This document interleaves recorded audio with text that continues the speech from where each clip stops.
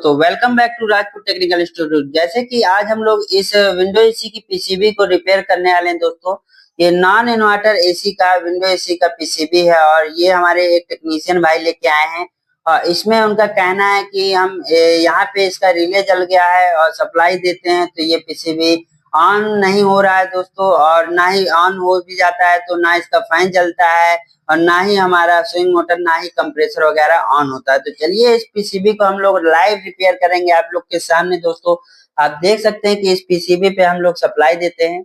यहाँ पे हम लोग इसके फेस की लाइन को लगा दिया और न्यूट्रल लगा दिया। इसके बाद हम लोग इसको कनेक्ट करने वाले हैं दोस्तों सीरीज से। तो यहाँ पे चलिए सीरीज पे लगा लेते हैं और यहाँ पे आप देखेंगे कि जो हमारा पीसीबी है वो हमारा पीसीबी यहाँ पे ऑन करके देखते हैं ऑन हो रहा है या नहीं हो रहा है। तो इसमें ट्रांसफार्मर भी लगा था, तो चलिए इसके ट्रांसफार्मर को भी हम प्रॉपर तरीके से पहले लगा लेते हैं दोस्तों। तो आप देखेंगे कि इसके ट्रांसफार्मर को हमने अच्छे से लगा देना है। तो चलिए इसके ट्रांसफार्मर को, यहाँ पे ये वाला ट्रांसफार्मर नहीं लग रहा है तो इसको साइड करते हैं दोस्तों। और इसकी सबसे पहले हम लोग रिले को ही चेंज कर देते हैं, क्योंकि रिले यहाँ पे जली है और सेम रिले नहीं है। तो यहाँ पे हम लोग इस रिले को कनेक्ट करने वाले हैं दोस्तों, ठीक है। तो इसमें लगाने से पहले आपको ध्यान देना है कि कॉइल वाले पॉइंट किस साइड है और स्विच वाले पॉइंट किस साइड है। तो पहले हम लोग जली वाली रिले को निकालने के लिए थोड़ा सा पेस्ट लगाएंगे पीसीबी में। पेस्ट लगाने के बाद इसको अच्छे से हम लोग बाहर निकाल लेंगे। आप देखेंगे हम लोग सोल्डरिंग आयरन की मदद से इसको बाहर करने वाले हैं।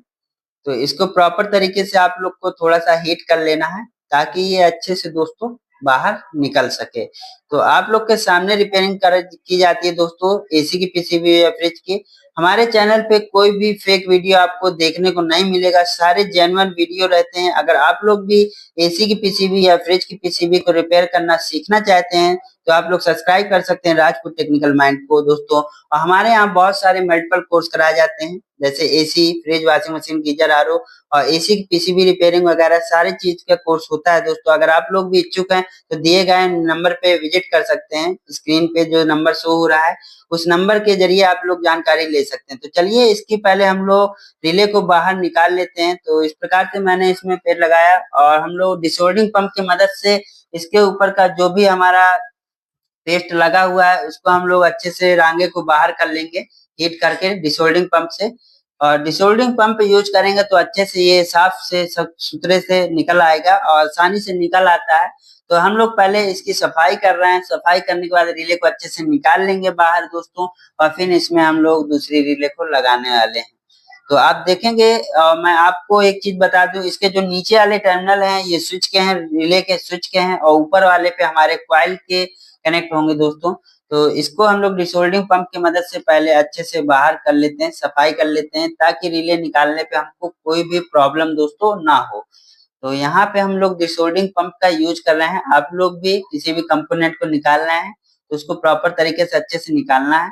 अब आप देख सकते हैं कि इसके रिले को अच्छे से हम लोग ने साफ कर लिया है। अब हल्का सा हीट देना है और नीचे की ओर रिले को खींचना है कि अच्छे से निकल सके। आप देख सकते हैं कि रिले प्रॉपर तरीके से निकल चुका है दोस्तों। अब हम लोग यहाँ पे इसकी सफाई कर लेंगे और इस रिले को हम लोग यहाँ पे लगाने वाले हैं ऊपर। और इसकी सफाई करने के बाद मैं आपको बता दूं इस रिले को सेम ऐसे ही लगाएंगे और अच्छे से लगाने के बाद पीछे से सोल्डरिंग कर देंगे। इसके ऊपर वाले जो 2 पॉइंट है दोस्तों वो कॉइल के हैं, नीचे वाले जो 2 पॉइंट है वो हमारे स्विच के हैं। मैंने आपको बता दिया है, आप लोग समझ जाइए। इसमें मैंने चेक करके मल्टीमीटर पे आपको नहीं बताया है। यहाँ पे जो नीचे वाले जो पॉइंट है हमारे रिले के वो स्विच के हैं। यहाँ पे हम लोग इसकी सोल्डरिंग कर देंगे अच्छे से। तो चलिए सोल्डरिंग कर देते हैं और यहाँ पे हम लोग टेम्परेचर बढ़िया 310 के लमसम किए हैं और इसमें पेस्ट लगा दिया। अच्छे से सफाई से सोल्डरिंग करेंगे। जो ऊपर वाले हम लोग सोल्डरिंग कर रहे हैं दोस्तों ये कॉइल के टर्मिनल है, जहाँ पे हमारे रिले की कॉइल होती है। रिले के अंदर तो कॉइल के 2 पॉइंट निकले होते हैं, तो यहाँ पे हम लोग सोल्डरिंग कर रहे हैं कॉइल के पॉइंट को।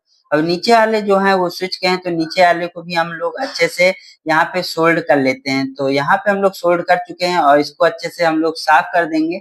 आप लोग भी सोल्डरिंग करने के बाद अच्छे से इसको रोल वगैरह के माध्यम से अच्छे से क्लीन कर लेंगे दोस्तों, तो ताकि देखने में भी अच्छा लगता है कि किसी अच्छे मिस्त्री ने रिपेयर किया है। तो आप देख सकते हैं इसको हम लोग ने पेट्रोल से साफ करने के बाद थोड़ा हॉट आयरन की मदद से इसमें गर्म हवा भी हम लोग डालना है। इसमें गर्म हवा डालने के बाद ताकि ये अच्छे से सूख जाए। इसके बाद यहाँ पे ये आईसी भी हमारी फटी हुई है, तो यहाँ पे हम लोग इस आईसी को भी दोस्तों चेंज करने वाले हैं। तो इस आईसी को चेंज करने से पहले इस आईसी को हमको निकालना होगा प्रॉपर तरीके से।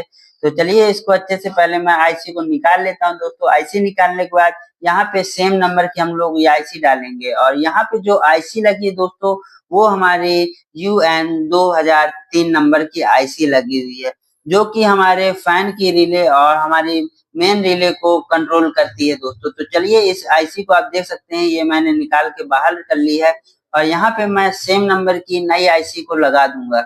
क्योंकि ये आईसी भी फटी हुई थी, तो पहले जो हमारा फिजिकल डैमेज दिखा है ये आप देख सकते हैं, यहाँ पे डैमेज हमारा आईसी, ये आईसी हमारा डैमेज था। इस आईसी को हमने प्रॉपर तरीके से निकाल लिया है। निकालने के बाद हम लोग इसकी अच्छे से सफाई करेंगे दोस्तों। सफाई करने के बाद हम लोग यहाँ पे एक नई आईसी डाल देंगे सेम नंबर की, ठीक है दोस्तों। तो ऐसे ही आपको पीसीबी पे अगर फिजिकल फॉल्ट देखने को मिलता है तो सबसे पहले उसको चेंज कर दें और फिर इसके बाद चालू करके देखें। तो यहाँ पे आईसी को हम लोग लगा देते हैं, ये हटा करके यहाँ पे लगा दिया है दोस्तों। अब यहाँ पे लगाने के बाद इसको अच्छे से सोल्डरिंग कर लेंगे। तो यहाँ पे लगाने के बाद इसमें हल्का सा पेस्ट लगा देना है ताकि अच्छे से सोल्डरिंग हो सके। सेम नंबर की आईसी हमने निकाल के इसमें लगा रहे हैं। तो आप देखेंगे अच्छे से सफाई से यहाँ पे हम लोग सोल्डरिंग कर रहे हैं, और आपको भी अच्छे से सफाई से सोल्डरिंग करना है ताकि आपस में टच ना हो कोई भी वायर, शॉर्ट सर्किट ना हो पीसीबी पे। तो अच्छे से आपको काम करना है दोस्तों, टाइम क्यों ना थोड़ा ज्यादा लगे लेकिन काम आपको सफाई से करना होगा दोस्तों। आप देख सकते हैं कि इस आईसी को भी हमने प्रॉपर तरीके से लगा लिया है। इस आईसी की भी हम लोग सफाई कर देते हैं। तो चलिए यहाँ पे आईसी हमारी कनेक्ट हो चुकी है, कहीं आपस में कनेक्ट तो नहीं है, तो देख लेते हैं हम लोग। तो यहाँ पे आप देखेंगे ये जो पॉइंट है ये आपस में कनेक्ट नहीं है, और यहाँ पे हम लोग इस आईसी को भी क्लीन कर लेते हैं। यहाँ पे थोड़ा सा हम लोग पेट्रोल लगा करके अच्छे से इसको भी साफ कर लेते हैं ब्रश के माध्यम से। आप देखेंगे ये कितने बढ़िया तरीके से क्लीन हो रहा है दोस्तों पीसीबी, और एकदम नया जैसे लग रहा है। और यहाँ पे हम लोग साफ करने के बाद बढ़िया थोड़ा सा सोल्डरिंग मशीन से इसको हीट मार देंगे, जो भी पेट्रोल वगैरह थोड़ा लगा है वो उड़ जाएगा। तो चलिए इसमें अच्छे से हम लोग सोल्डरिंग आयरन की मदद से, मतलब ये जो मशीन है ये हमारी गर्म हवा फेंक रही है, तो ये असेंबली मशीन है, और इससे हम लोग इसमें गर्म हवा मारेंगे तो जो पेट्रोल वगैरह थोड़ा लगा होगा दोस्तों वो प्रॉपर तरीके से सूख जाएगा। आप देखेंगे कि आपके सामने इस पीसीबी को रिपेयर किया जा रहा है। इसमें जो फिजिकल डैमेज देखने को मिला उसको चेंज किया गया। इसके बाद प्रॉपर इसको चालू करके और सारे वोल्टेज आपको मैं लाइव दिखाने वाला हूँ दोस्तों। तो आप देखेंगे इस विंडो एसी की हमने जो भी फिजिकल डैमेज दिखा था, रिले और ये आईसी, तो इसको हम लोग ने चेंज कर लिया है, और इसमें चेंज करने के बाद इसमें सफाई कर दी। अब हम लोग इस पीसीबी को प्रॉपर तरीके से चालू करके देखेंगे दोस्तों। तो ये पीसीबी के हम लोग ने जो भी कंपोनेंट खराब दिख रहे थे उसको हम लोग ने चेंज कर दिया है, और चेंज करने के बाद मैं दोस्तों इस पीसीबी को लाइव आप लोग के सामने प्रैक्टिकल चेक करके दिखाऊंगा कि ये पीसीबी चालू हुआ है या नहीं हुआ है। तो चलिए इसका हम लोग ने पूरा सामान रख लिया है। इसमें हमारा ट्रांसफार्मर लग के जो आया था उस ट्रांसफार्मर को भी सेम वैसे ही कनेक्ट करने वाले हैं। ये वोल्टास कंपनी का पीसीबी है, नॉन इन्वर्टर विंडो एसी का है दोस्तों। आप देख सकते हैं ये स्विंग मोटर है, और स्विंग मोटर का जैक भी हम लोग लगाने वाले हैं। तो स्विंग मोटर को जैक को यहाँ पे स्विंग मोटर में कनेक्ट कर लेते हैं। इसके बाद हमारा स्विंग मोटर का न्यूट्रल है, तो न्यूट्रल को भी हम लोग कनेक्ट करने वाले हैं। स्विंग मोटर के न्यूट्रल वाले टर्मिनल को सारे न्यूट्रल में कनेक्ट कर देंगे। तो ये न्यूट्रल वाला टर्मिनल है, तो न्यूट्रल को हम लोग कनेक्ट कर देते हैं। किसी भी एक पिन पे आपको न्यूट्रल को कनेक्ट कर देना है, न्यूट्रल की लाइन पे। सारे न्यूट्रल को एक साथ एक जगह पे हम लोग कनेक्ट कर देते हैं। ये मेन लाइन का न्यूट्रल है, तो सारे न्यूट्रल हमने एक लाइन से लगा देना है। जो मेन केबल ये दोस्तों आया है उसी का न्यूट्रल है, इसको भी हम प्रॉपर तरीके से न्यूट्रल को लगा देते हैं। ये न्यूट्रल हमारी सारी जगह पहुंच गया। ये जो है हमारा फेस का पॉइंट है, तो फेस के पॉइंट को रिले के फेस वाले पॉइंट पे हम लोग ने कनेक्ट कर देते हैं। तो यहाँ से हमारा फेस इन हुआ, ये हमारे कंप्रेसर के लिए आउटपुट जाएगा, और ये हमारा जो दोस्तों ट्रांसफार्मर से आउट होगा सप्लाई 12 वोल्ट का, इसके लिए यहाँ पे हमारा जो जैक है उसको हम लोग कनेक्ट कर देते हैं। तो चलिए यहाँ पे इस जैक को भी लगा देते हैं दोस्तों। तो आप देखेंगे इस जैक को भी मैंने प्रॉपर तरीके से इस पीसीबी पे कनेक्ट कर दिया है। इस इसके बाद यहाँ पे इसको सीरीज बोर्ड पे मेन केबल को लगाएंगे और पीसीबी को चालू कर दिया दोस्तों। ये देखिए प्रॉपर तरीके से यहाँ पे जो हमारे रूम का टेम्परेचर वो शो हो रहा है और यहाँ पे ये स्विंग मोटर देख सकते हैं आप चालू हो चुका है। ये पीसीबी दोस्तों एक भी परसेंट हमारा पहले वर्क नहीं कर रहा था और ये पीसीबी एकदम बढ़िया कंडीशन से चालू हो चुका है। मैं आपको यहाँ पे प्रॉपर वोल्टेज दिखा दूं जो आ रही है 232 वोल्ट है। इसके बाद हम लोग प्रोब को उठा लेंगे, एक प्रोब को न्यूट्रल पे ही रखेंगे। अब देखेंगे कि यहाँ पे जो वोल्टेज आ रहा है डायरेक्ट मेन केबल से 231 वोल्ट आ रहा है। अब यहाँ पे मैं आपको हर पिन पे वोल्टेज चेक करके दिखाऊंगा कि हमारी सभी रिले ऑन हो रही हैं या नहीं हो रही हैं। तो एक प्रोब को न्यूट्रल में रखना है, दूसरी प्रोब को हाई लो मीडियम में बारी बारी चेक करेंगे। तो देखेंगे आप कि पहले वाली रिले पे एसी वोल्ट नहीं आ रहा है, दूसरी वाली पे लगा के देखते हैं दूसरे पे भी नहीं आ रहा है, तीसरी वाले पे भी हम लोग लगा के प्रोब को देखेंगे तो यहाँ पे हमको 232 वोल्ट मिल रहा है। मतलब हमारा फैन अभी एक स्पीड में चल रहा है और रिले हमारी ऑन है। यहाँ पे आप देखेंगे कंप्रेसर के लिए अभी सप्लाई नहीं जा रही है क्योंकि कंप्रेसर के लिए 3 मिनट बाद सप्लाई आउट होती है। तो 3 मिनट बाद हमको इस रिले के पॉइंट में सप्लाई दोस्तों देखने को मिलने वाली है।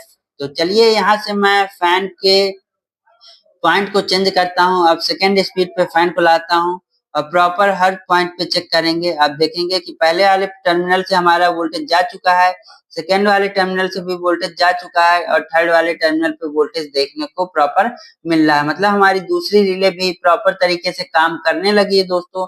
अगर हम लोग आईसी नहीं चेंज करते तो ये कोई भी रिले दोस्तों ऑन नहीं हो पाती।